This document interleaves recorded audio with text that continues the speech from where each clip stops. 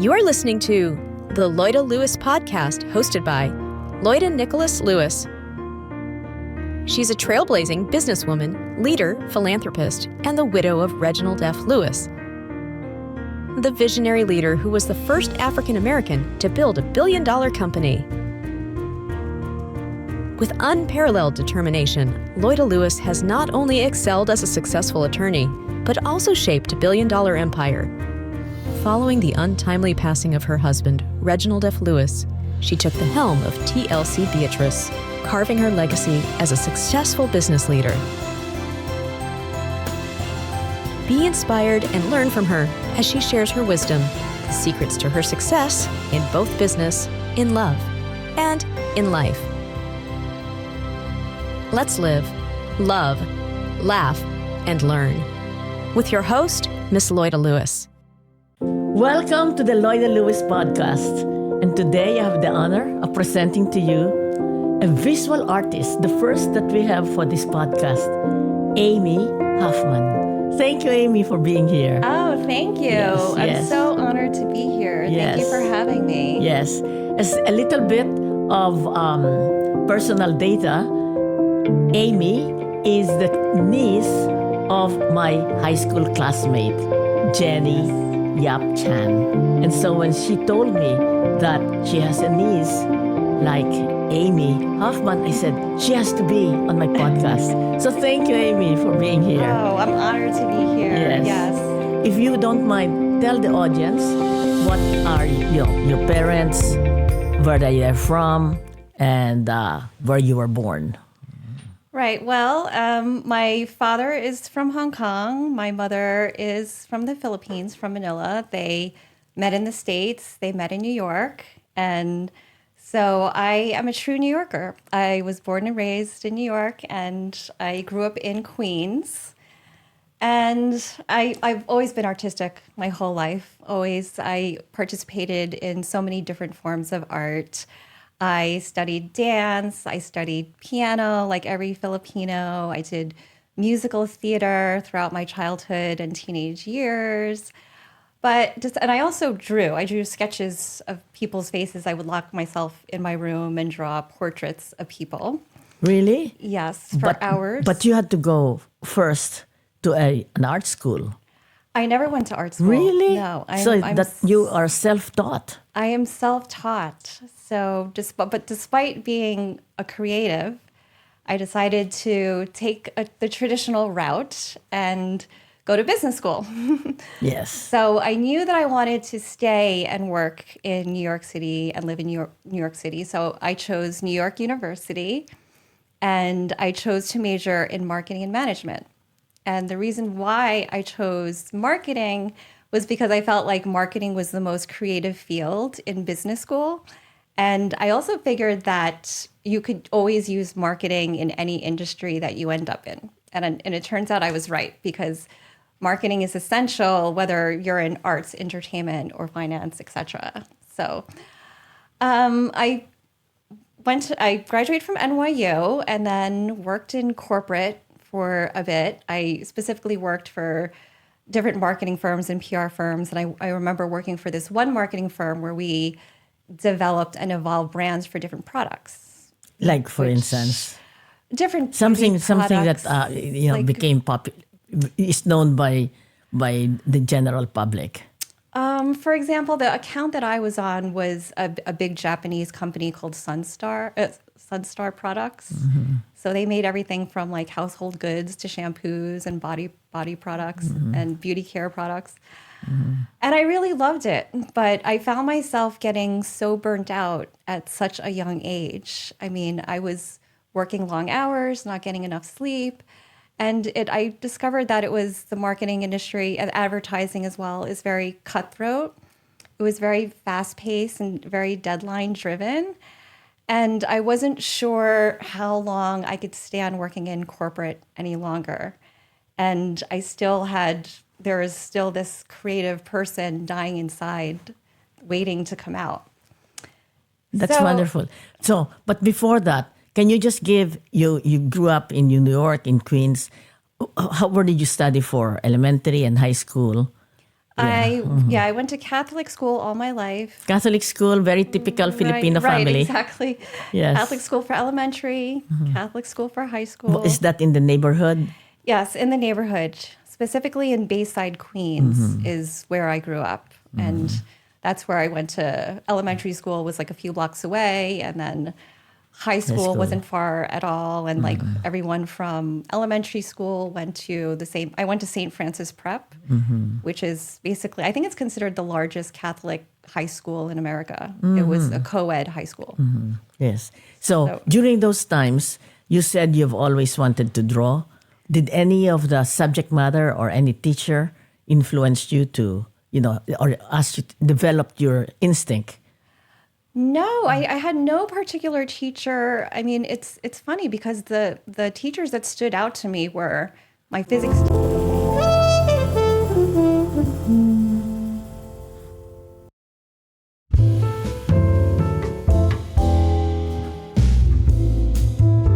Physics teacher and my biology teacher, because they were really good teachers and I did well in those classes. But I never even thought that I never even thought that I would seriously study art or do art as a career to make a sustainable living. Never did I think of art that way. When I was growing up, it was just one of my many hobbies that I did along with dance and piano and musical theater. So your mother also, to draw, were you using pencil, pastel, watercolor? Mainly pencil, and I would lock myself in my room and draw portraits of people's faces, like very detailed portraits of people's faces. And I just found it just brought me a sense of peace from the outside world. Yes, you're in a zone, as they say. Exactly. It was totally committed to just right. Totally, focused on making a portrait. Right, in a zone, right. And it's funny because the work I do now is really abstract, and it's completely opposite of what I did growing up. Whereas I used to do a lot of figurative, and now my work is just totally out there, really, really deep into the abstract. Yes, yes. In fact, when I first saw it, I said in the tradition of Jackson Pollock in the 1950s, he was the first one to do abstract, totally abstract. Yes. I've gotten comments like that. My work reminds them of his work, and were you aware of his work before you became an abstract artist? Not as a child. I was more familiar with. I got to study more artists and do research about them after I became a professional artist. I really admired, especially the women that back in the 60s and 70s, because the art industry was basically dominated by males at the time. Yes. And so I As really admired with everything every else. industry, Yes, right? yeah. Exactly. So I really admired artists like Joan Mitchell, Helen Frankenthaler. Those are women that emerged during that time as really abstract artists, and their work is just like fearless, and they kind of paved the way for other female artists to come. So yes, yeah. very good. Yeah. Yes. Okay, so you found out that marketing and advertising is not really your stick, or you didn't find pleasure in a way, because to do work successfully, it must be joyful or pleasurable. Right. And I had a few major life events happen to me that led me to career pivots in my life. One of them being out of the blue, when I was burnt out and working in marketing. Out of the blue, I met my husband, and he in advertising too? No, he's in banking. So he happened to be from Switzerland, and we met, fell in love, had a whirlwind romance. And Whirlwind, meaning to say you got married immediately? Yes, we did. And so he invited me to move to Switzerland with him. And so that's when I dropped everything and left. So that's what prompted me to quit my job in marketing. It's something that I always wanted to do, but I guess it prompted me to do that faster. So I had left everything. I left my job. I left my apartments, left my family and friends, and I moved to Switzerland. Yes. But the plan was only to stay there for a year so he could finish his contract. So he was, what was this? He was a businessman, Yes, he worked for Credit Suisse Bank at the time. a banker. Yes. And so the year that I spent there, I didn't work, but I had a lot of time to do for self-reflection and a lot of time to think about the trajectory of the rest of my career. And then I ended up learning a lot from the Europeans in general, the year that I was there, because the Europeans, they really took time to embrace life and take their time to embrace the great outdoors and nature. And I think that's why I became inspired, which is not hard to do in a beautiful country like Switzerland. Yes. Were you in Geneva? Or No, I was in Bern. Bern. In Bern, okay. where my husband is originally from. And the Europeans also, they really took time for self-care, which is something I was not doing at the time. So when we moved back to New York, finally. Well, first of all, I want to. So he was from Switzerland. He's not even American. No, he's from Switzerland. Yes. He is Swiss. Yes. He's Swiss. So did your parents have any, or you yourself, did you have any hesitation that you're going to marry somebody who's not Filipino or not American, but somebody European? I had no hesitation at all. And I think my parents, who are usually very overprotective, like many other Asian parents, surprisingly, they said, okay, go. I think they heard it in my voice and in his voice that we were sure. So they gave us their blessing. Yes. And besides, like your mother was Filipina, your father was from Hong Kong. So in a way, Right. it's almost like, defining, not what do you call it? International, your own Right. parents were international. Yeah.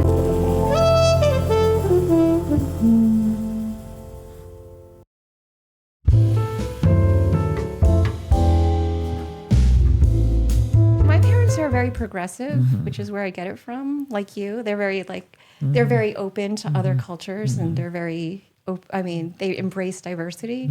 So, so when we moved back to New York, So how many years were you in Switzerland? I was only there for a year. But enough enough for you to do introspection. Exactly. Yeah. And enough to think about what I wanted to do for the rest of my life. But when we got back, I still had no clear direction. But I knew that I didn't want to go back to corporate anymore. So what I did was I just continued on working in marketing part-time. So I did some freelance marketing jobs for a few companies part-time. And the rest of my time, I just pursued more creative endeavors because still I had this artistic person that was waiting to come out. But I couldn't pinpoint out yet what my passion was in the creative field. So I knew that I wanted to express myself vocally and emotionally and physically. So I started taking acting classes. I took acting classes at the Lee Strasberg Institute and also the Terry Schreiber. Okay, those are very famous acting school. Yes, they are. They're Many pretty- famous, Paul Newman and so many other famous actors went to those schools. Went to those schools, exactly.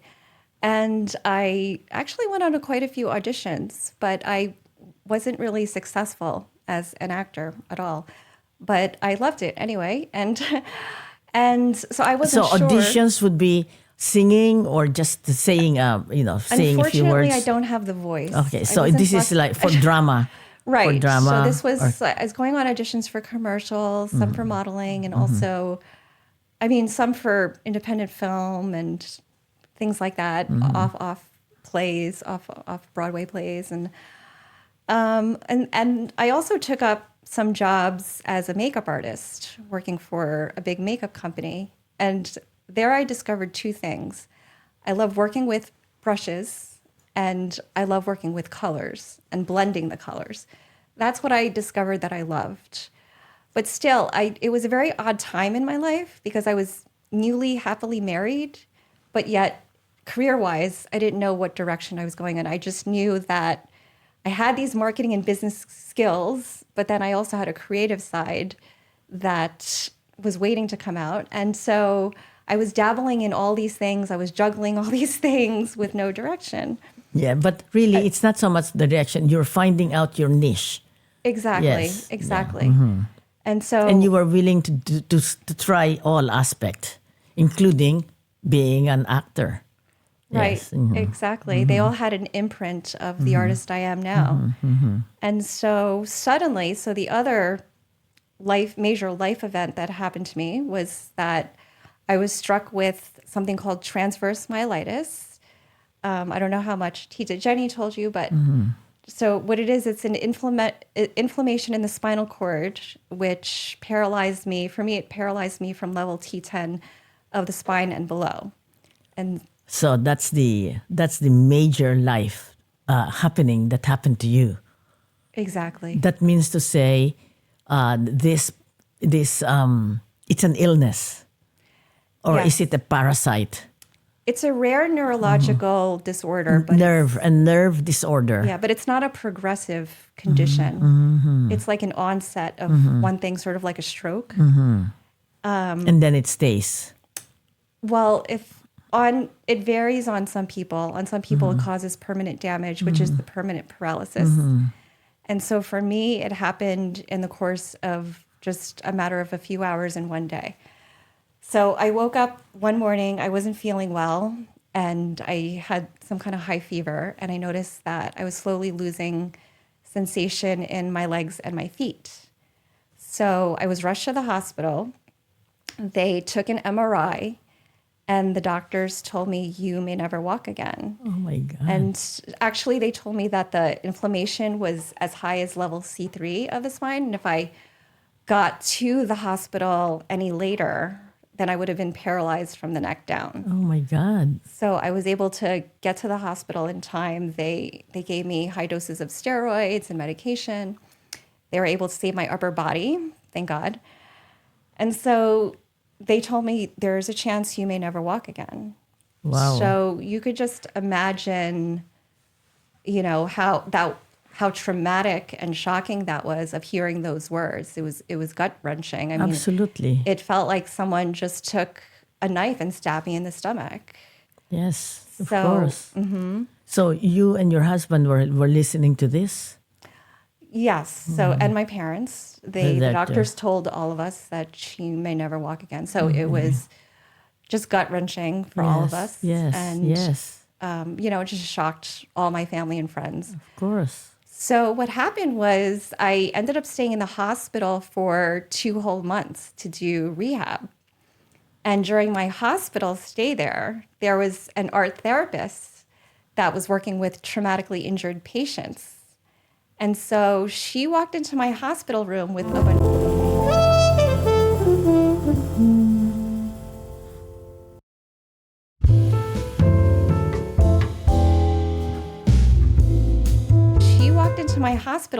a bunch of paint supplies and said, here, paint whatever you feel, paint whatever you like. And of course, I was hesitant at first because at the time, so many people were bringing so many things. I mean, I had family and friends that were bringing me food and books to read and flowers. And so I was like, oh no, this is something else that someone's bringing. But then I painted, and I'll never forget that first moment when I first started painting.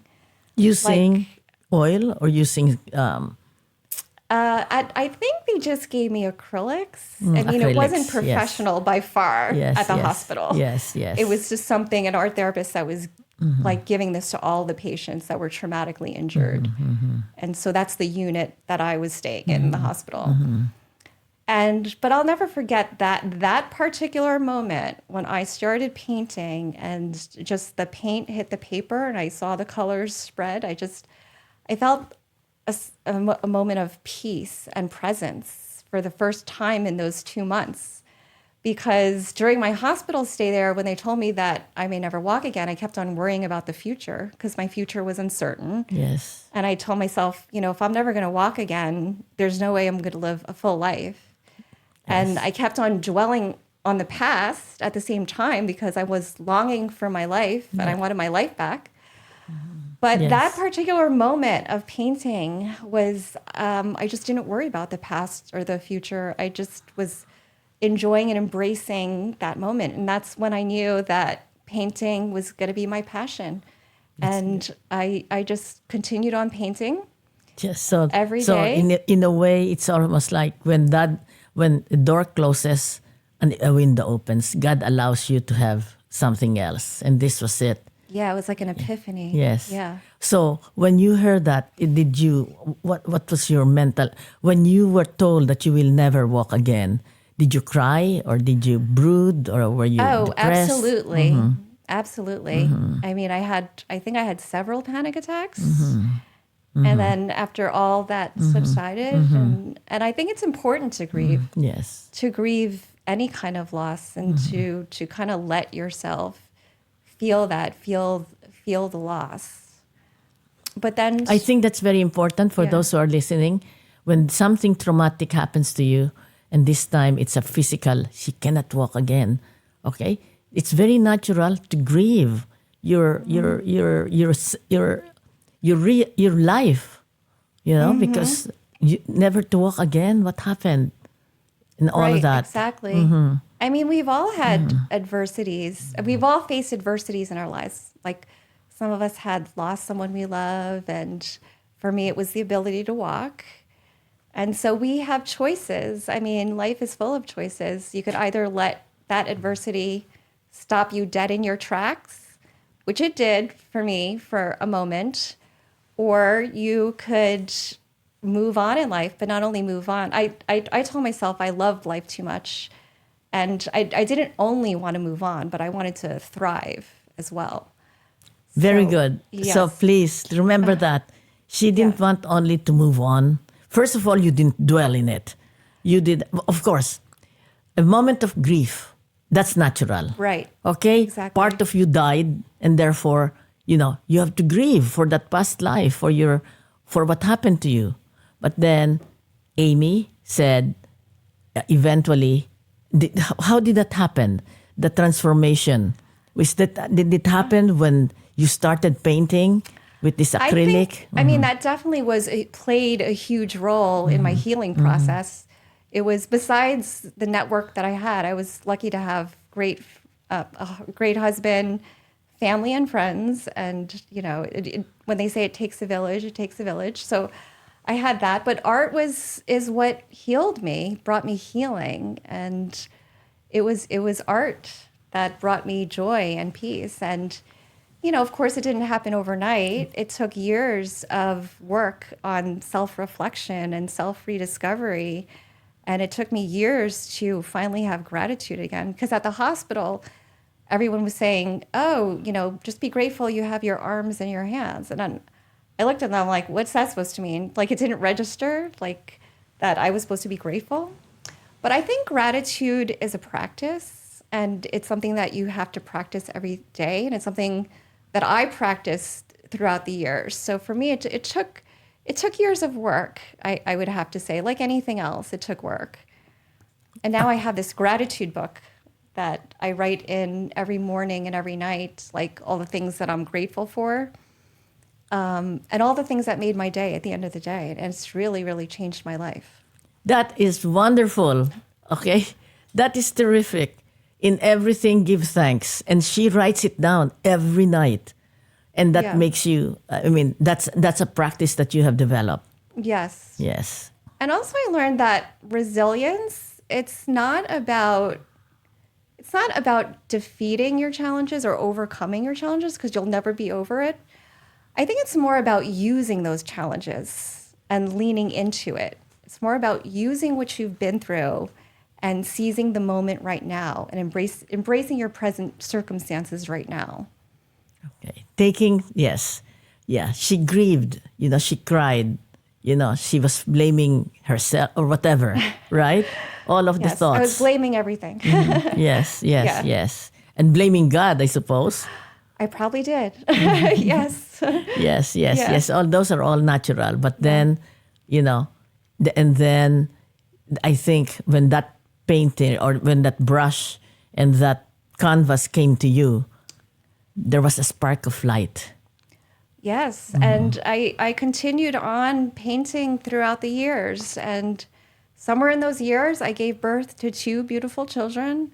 She gave birth. So, Yeah. so she may have been half paralyzed, but her body still could produce life. Yes. Yeah. Yes, they're now 11 and 13. 11 and 13 Oh, no, I'm years. sorry. What am I saying? They're 11 and 15. 11 and 15 years Okay, old. yeah. A boy and a girl? Two boys? I have a daughter that's 15 and a boy that's 11. That's 11. So a Yes. boy, a girl, and a boy. And you Yes. gave birth naturally, or Yes, was there naturally. I naturally? spent both pregnancies, my whole pregnancies in a wheelchair. And I have to admit, when I was paralyzed, I felt broken, both emotionally and physically, because half my body didn't work anymore. But little did I know, after I got paralyzed, that was kind of the turning point in my life, because so many amazing things happened after that. You know, I gave birth to 2 beautiful, healthy children, and I ended up completing 2 marathons. She ran the marathon. Did you hear that? I didn't run. I did No, sorry. Of course you were on your wheelchair. Well, I actually did it on a hand cycle bike. Can you explain that hand cycle bike? A hand cycle bike has like 3 wheels, like 2 large ones in the back and 1 in the front. It kind of looks like a tricycle. And so the legs and the feet are in front of me and are attached. And so instead of pedals, it has the same mechanisms of a bike. It's got 10 gears. It's got brakes too.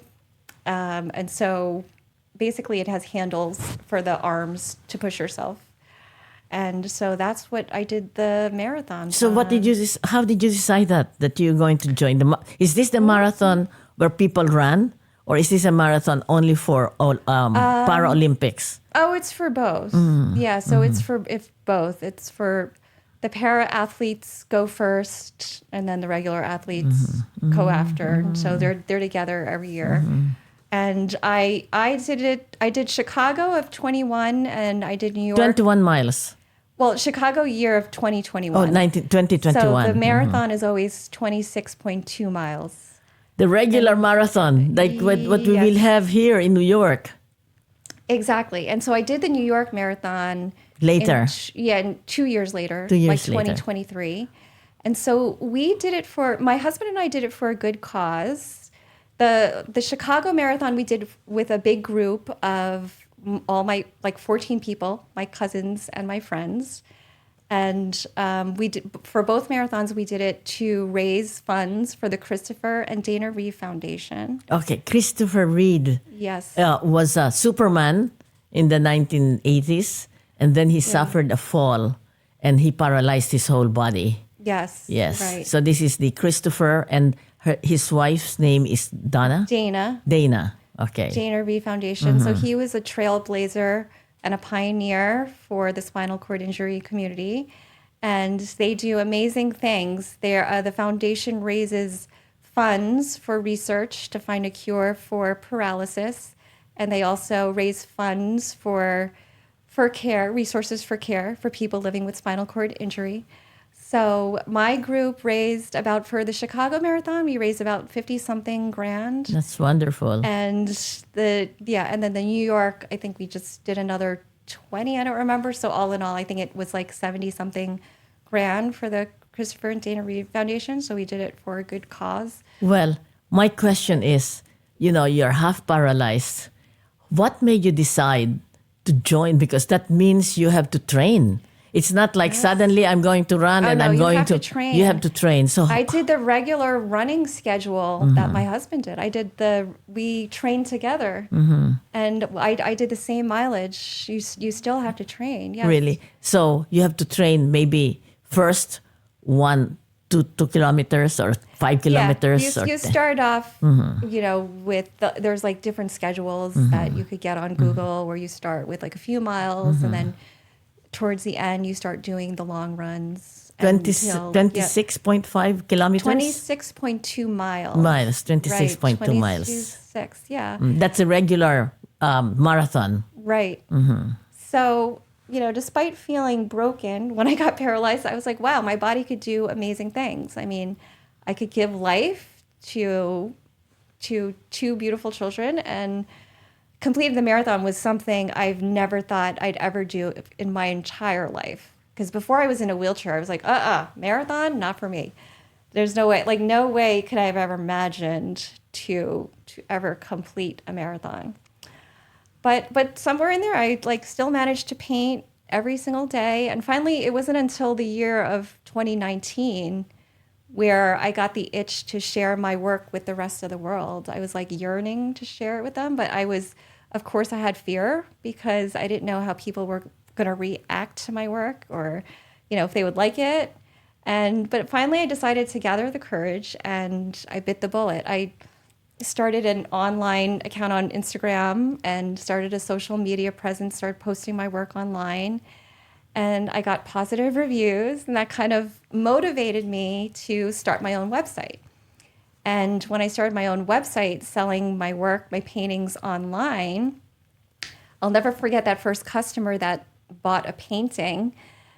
She just bought it out of the blue. It was Becky from Hawaii. So if you're watching, thank you, Becky.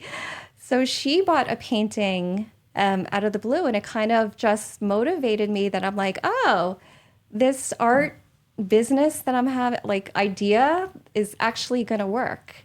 And from there, can I ask how much she bought it for? I think when I first started, I did not charge people that much because I didn't know. I was coming from a hobby artist and trying to be a professional artist, and I had no idea what to charge people. So I think it was only like 900 something. Like I want to say it was like under. What, like 1,000? I started charging people like under 1,000 when I started. Yes.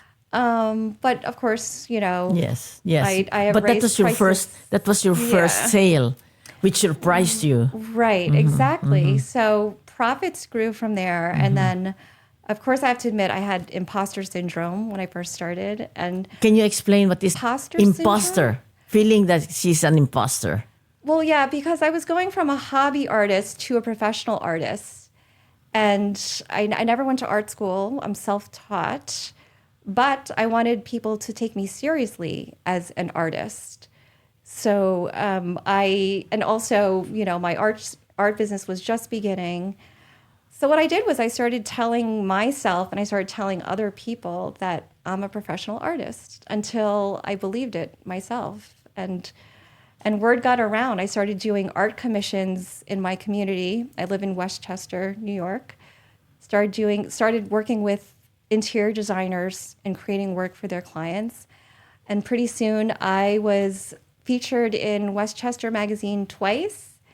And I was featured also in the Westchester News, the local Channel 12 news.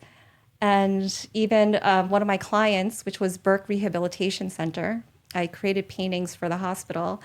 They named me their honoree year of 2024, and which was pretty amazing because it's a spinal cord injury rehab center. So I've been through the same journey as the patients in Burke. And then it wasn't until like about 4 years ago, I started working with an art dealing company called Art Lifting. And so what Art Lifting is that they're a very unique art consulting firm because they are able to create a niche in the art market. They only represent artists with disabilities or artists living with diseases. And most of their clients are these big Fortune 500 companies like Amazon, Google, Verizon. And so when companies acquire artwork from them, they're not only acquiring artwork, but they're acquiring artwork that has a story behind it. And they're acquiring artwork that has impact and something that also embraces diversity as well.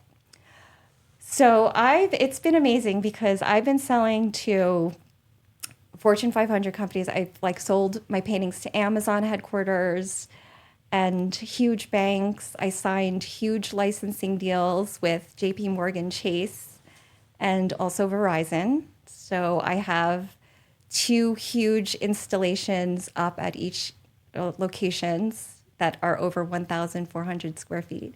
And they both take up a whole Manhattan city street. Oh my God. Which, yeah. That's terrific. Yeah, Yes. it's been unbelievable, actually. Mm-hmm. And sometimes I actually have to pinch myself because I can't, I can't believe how much the art business has taken it off. Never would I have imagined that it would have come this far, that would be selling my work to huge corporations. And I just feel so grateful because I feel like what I'm doing now as a professional artist and running my art business it encompasses all my past experiences, and all my past experiences were kind of like a stepping stone to get to where I am now. Exactly. Yes. So it kind of mixes my marketing and business skills and my creative skills Yes. as well. So what I wanted to ask is, probably what attracts them is that you put in your authentic self, the pain, the experience. Yes. Yes, your artistic ability. It's like you let your soul fly. Yes. Right. Yes, I've seen exactly. part of your painting and there's such joy in it. There's such exuberance and, very, very, it's almost like a shout of joy when I see it. Oh, thank you. Thank you. Yes. Well, a lot of my work has a lot of symbolisms in my work because I would have to say, like, my biggest inspiration, because so many things inspire me. Like, I'm inspired by the ocean because I love to swim, and I'm inspired. Wait. Okay. Did you hear that? She swims. She swims. Half of her body is paralyzed and she can swim. Can you just explain to the audience how that I've been happened? swimming laps basically for most of my life, and after I got out of the hospital, like about, I would say 3 months coming out of the hospital, I just jumped in the pool and continued on swimming laps as I normally do. And everyone's like, how could you do that? Or how exactly do you swim? I was like, you know what? The same way I always swam, but just not But kicking your my legs are not moving. No, my legs just float behind me, but I swim. And I continued on swimming. I still swim, like I swim several times a week. And it's part of my self-care, and I always put self-care first now, these days. All right. Please, everyone. All right. She was half paralyzed how many years ago? I can't believe it, but it's been 18 years. It's been 18 years. And she does the marathon with a three-wheel bicycle. She swims. Okay? Of course, she had 2 babies. She has a loving husband. And she has a career as an abstract artist. So never say die. There's always something Yes. that God provides you with. And she found it. Exactly. Yeah. Wonderful. You could find it if you just keep an open mind and an open heart, and like the universe will take care of the rest, I feel. Repeat that, please. Did you hear that, please? Okay? Remember, just have an open heart, And an open mind. an open mind.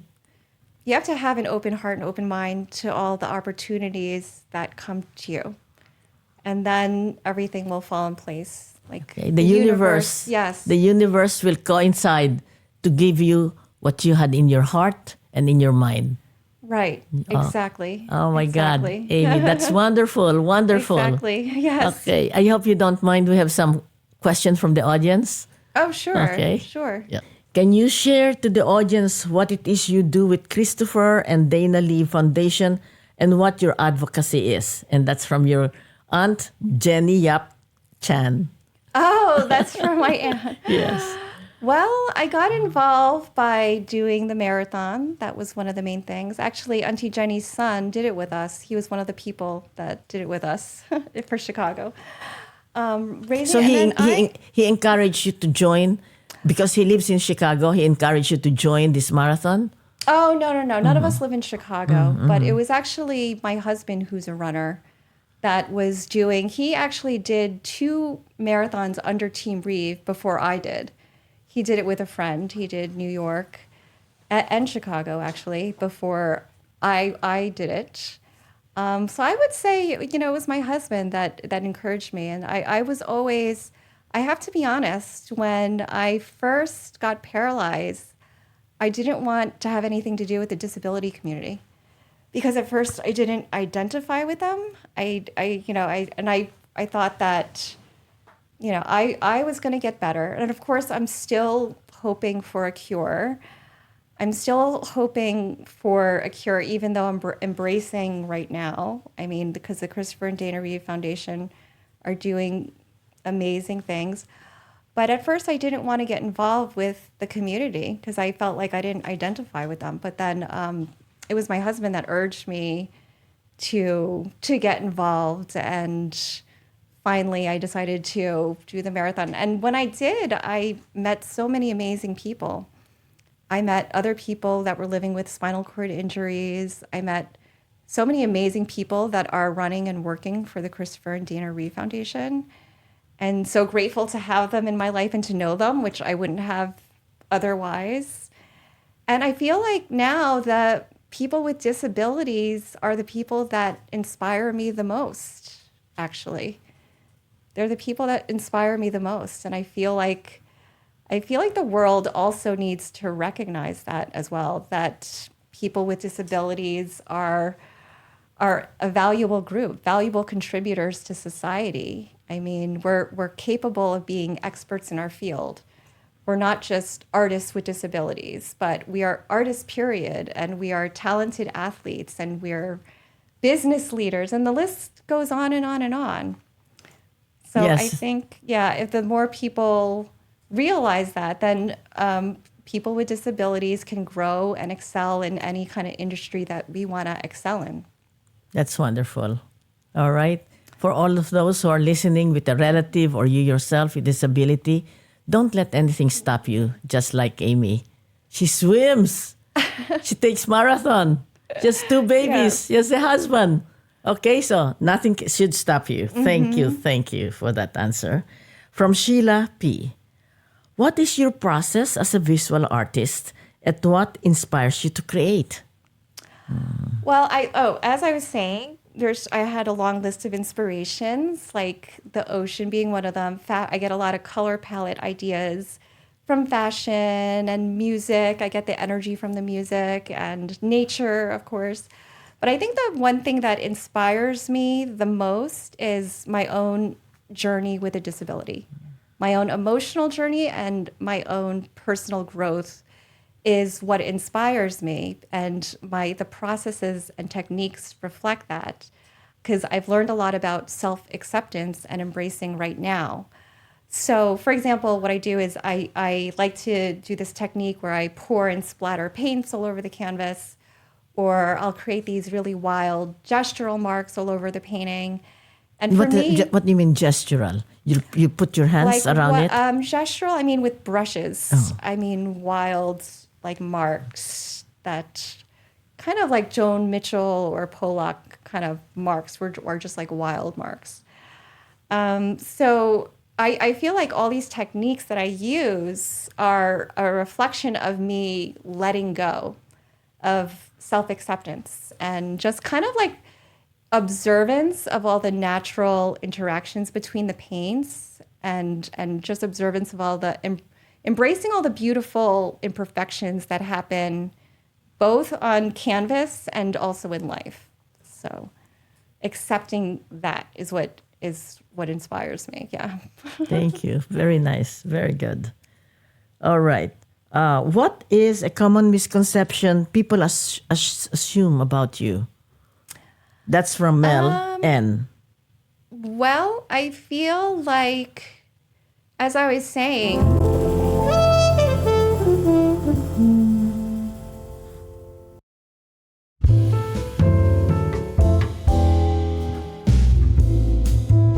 like people have a lot of misconceptions about people with disabilities in general. I mean, they probably think that we're not capable of a lot of things.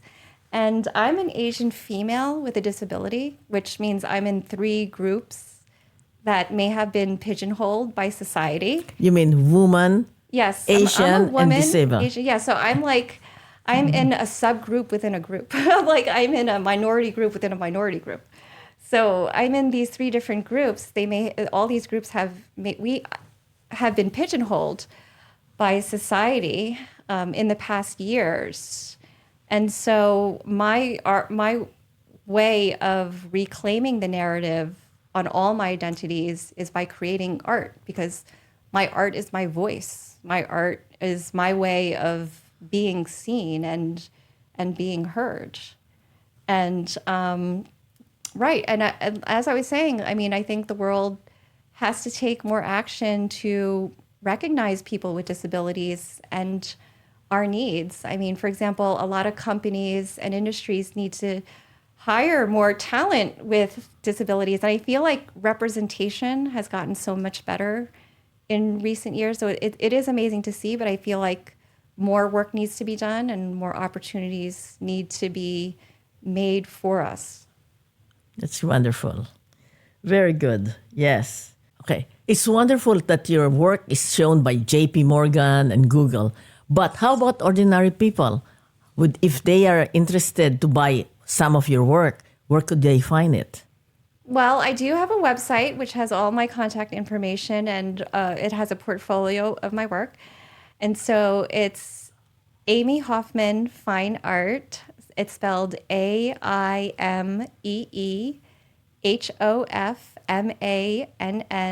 FineArt.com. All right. Be careful, okay? The Hoffman has one F and two double N. AIMEE. Yes. HOFMANN. Yes. Fineart.com. Yes. All right, that's a mouthful, but you can find her in there, Yes. and believe me, it's beautiful painting. Yep. And if it has my portfolio in there, and I also like to add that I do art commissions. I work with interior designers. I create custom art for both residential and corporate headquarters. All right, you have it. You also have, you said you have Instagram? Yes, and I have an Instagram account, which is also Aimee Hofmann Fine Art. Okay. At Aimee Hofmann Fine Art. At Aimee Hofmann Right. Fine Art. All right. Yes. You have that. Yes. Yes. And there's also a link on my website to Art Lifting, the art dealers that I work with. Okay. The art dealers too. But if you do it directly through her, she gets it all. Okay. Yes. Thank you. Great. Thank you, Aimee. How do you, and this is from Chrissy G. How do you navigate being an artist, a business owner, an ADA advocate, and wife and mother? Mm-hmm. How do you balance it all? And what do you advise for young women looking to do it all? Good question, Well, Chrissy. I say you could do it all. But another thing I would say is that what I learned is that there's no such thing as balance, because life happens and life is chaotic, and that's how it is, especially if you're a mom of 2 kids. And that's what I've learned. I mean, sometimes, there is no balance, because sometimes mom life takes over. And if mom life takes over, then I have no time to paint, and that's how it is. But if my art business takes over, like sometimes I'll drop the ball in doing certain things for the kids. Like sometimes I'll forget to sign their permission slip for their class trip and little stuff like that. And but you just have to accept that's the way it is. And I kind of do as best as I can, and that's all I could try to give as much. But one thing I do is the difference now is that I put self-care first. Self-care always comes first, because the saying goes, like, you have to put your own mask on before you take care of others. And it's so true, because how could I take care of others if I'm not taking care of myself? So that's the one thing I do is self-care, make sure I'm eating right and sleeping enough, make sure I'm exercising and moving my body as much as I can, being paralyzed. And so that's it. You do the best you can. You accept that nothing is perfect. That is so wonderful. Okay, for all those watching, self-care first. As she said, if you're on an airplane, you put the mask first before you put on others. Or, absolutely, going back biblical, love others as you love yourself. So you have to love yourself first. And so that's important. And that's what Aimee has done. So this is wonderful. So thank you, Aimee, for gracing our podcast. Oh, thank you Yes. so much for having me. It was an honor to be here. Thank you. And there you have it. This is the Loida Lewis podcast. Let's live, love, laugh, and learn together. Aimee, you're fantastic. Oh my Thank you so God, my much. goodness, to have done all this. The Loida Lewis Podcast, hosted by Loida Lewis, is produced by the creators of Over a Glass or Two, Jesse and JV, executive produced by Laura Nicholas Olace. Rate and review us on Spotify and Apple Podcasts for a chance to be featured on a future episode. Have a question for Miss Loida? Just email us on askloidalewis@gmail.com. Your question might make its way to a future episode. Subscribe on all major platforms to never miss a beat.